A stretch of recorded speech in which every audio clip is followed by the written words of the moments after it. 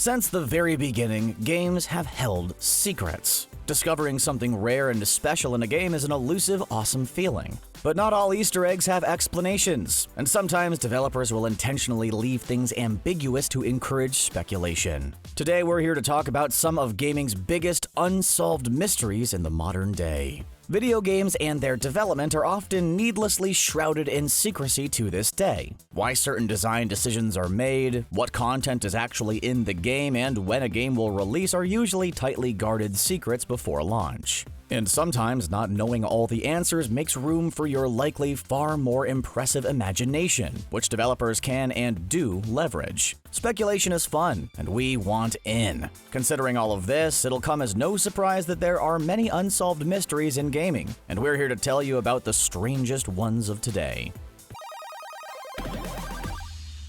Mount Chiliad in GTA 5. Nestled in the far reaches of the Chiliad mountain wilderness of Grand Theft Auto 5 and Grand Theft Auto Online is Mount Chiliad. At the base of the mountain, there's a trail and a tramway. Nothing special, but in the cable car station on the mountain is a strange cryptic drawing on a wall. This drawing appears to be Mount Chiliad covered in various symbols. Many gamers have noted a jetpack in the drawing, wondering what its significance might be. At the mountain's peak is a small wooden observation deck with "Come back when your story is complete" written on the back. And if you return with 100% game completion at 3 a.m. during a storm, you can spot a UFO. While the whole "look, aliens, what a fun Easter egg, haha" thing is definitely what this is, how the strange symbols, Mount Chiliad and the UFO tie into the larger GTA universe is unclear, leaving many gamers to wonder if there's more to the story. During GTA Online's Doomsday heist, it was revealed that the mountain is home to a secret US nuclear launch facility taken over and needing to be stopped by the player.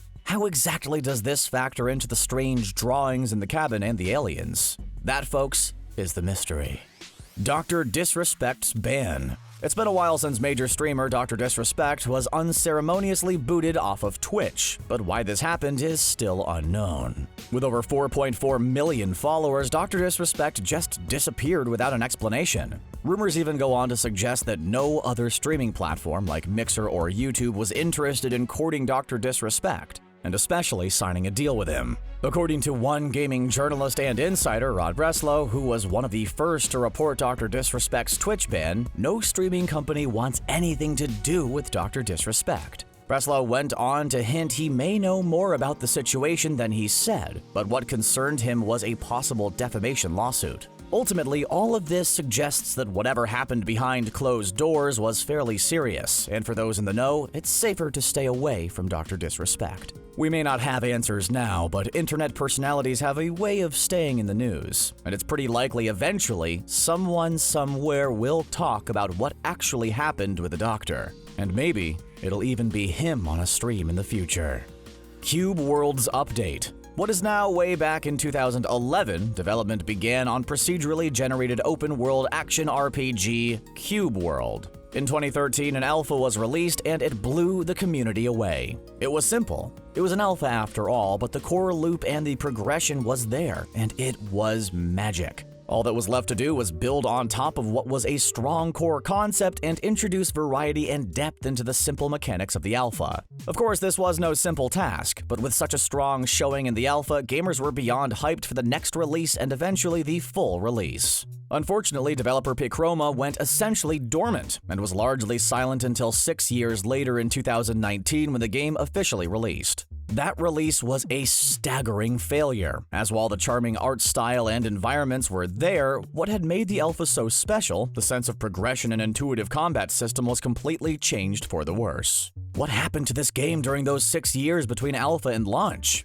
Why did the developers seem to undo everything people loved about the game? We may never know, but as the years went on, there's still the chance Cube World will see an update to restore its former glory. Polybius. Polybius isn't even a video game, it's an urban legend. You see, Polybius emerged in the early 2000s as the urban legend, which concerned a fictional 1980s-era arcade game. The game was supposed to be a government-funded psychology experiment. Playing the game was traumatic and could produce hallucinations and drive gamers mad. Machines were even supposedly visited by mysterious men for data collection. In the cold light of day, it all sounds pretty silly, if creepy, but following an issue of GamePro in 2003, many have come forward claiming to be involved in Polybius' development. While there likely never really was a Polybius back in the 1980s or even in the early 2000s, since games inspired by the legend have been created. Polybius, the 2D shooter for PC, came out in 2007. And Polybius, the 2017 shoot-'em-up, is now available on both PC and PS4. Minecraft jumping. Minecraft has been around for a long time, and Minecraft has always been a simple game, mechanically speaking. There isn't all that much to be overwhelmed by or be forced to discover by design, so you might think something as simple as jumping is solved. In Minecraft, you can jump a 4-block distance. Well, that's not entirely the case. As Minecraft megastar Dream discovered, 5-block jumps and beyond can be possible, given the right set of circumstances. With enough time to test this theory and enough momentum, it's possible players could jump far longer distances than ever thought possible. This also isn't academic. The Minecraft parkour community is incredibly active, and if longer jumps are popularized, the community may well change in response. So just how far can you jump in Minecraft? Well, that's for you to decide.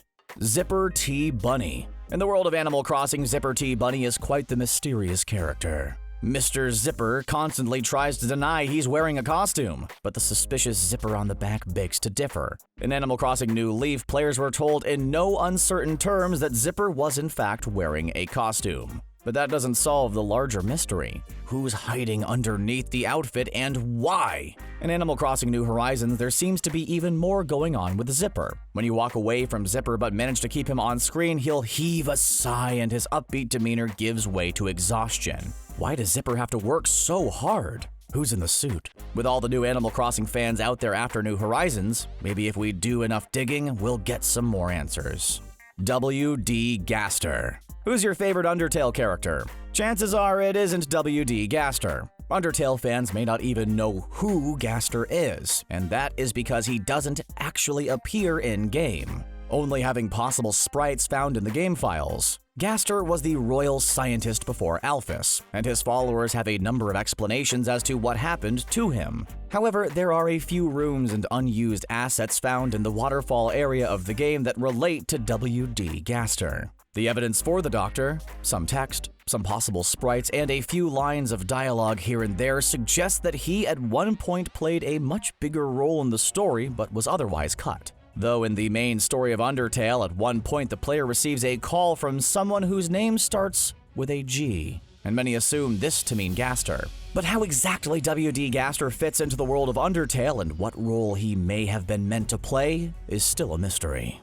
Strange Man. In both Red Dead Redemption games, a strange, otherworldly character known as the Strange Man makes an appearance. He appears to know John Marston incredibly well, while we know next to nothing about him. He doesn't give direct answers, is often sarcastic, and seems intentionally ambiguous. Whatever the Strange Man actually is, it's definitely more than what he appears to be. Reportedly in an issue of GamePro magazine, developer Rockstar was asked about the Strange Man, and said even they didn't know if he was God, Satan, or something else altogether. Unlike the cut content of Gaster or what's going on with Mount Chiliad, the Strange Man of Red Dead Redemption seems purposefully built to be a mystery, and we don't expect answers anytime soon. Who is the G-Man? Why don't we have a Half-Life 3 yet? Or even a Half-Life 2 Episode 3? Well, that mystery isn't as interesting as you might think. Valve as a studio has a very unique standard operating procedure,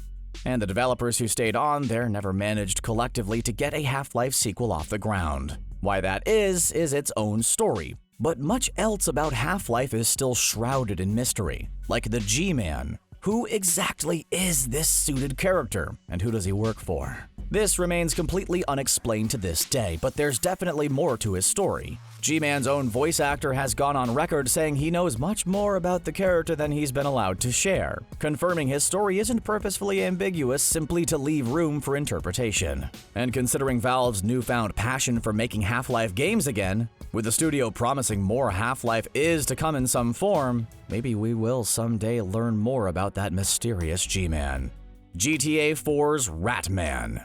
The myth of the Rat Man in GTA 4 lives on to this day. In GTA 4, you see, over the years, players have reported sightings of a strange half-rat, half-man beast. It's like the Bigfoot of rats. If the players travel to the Easton Subway service station entrance in Easton, Algonquin, a strange orange liquid can be found all over the floor.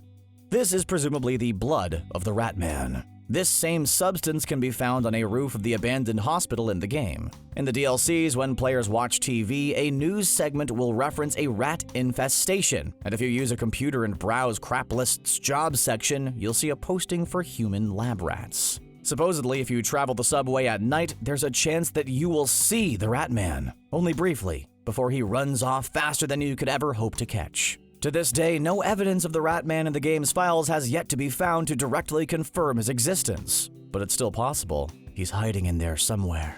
So, do you have any theories on these mysteries? Have you stumbled onto a forum where you found some answers? Let us know in the comments down below. And for more videos just like this one, make sure to subscribe to us here at TheGamer and ring that notification bell to stay up to date on our latest videos.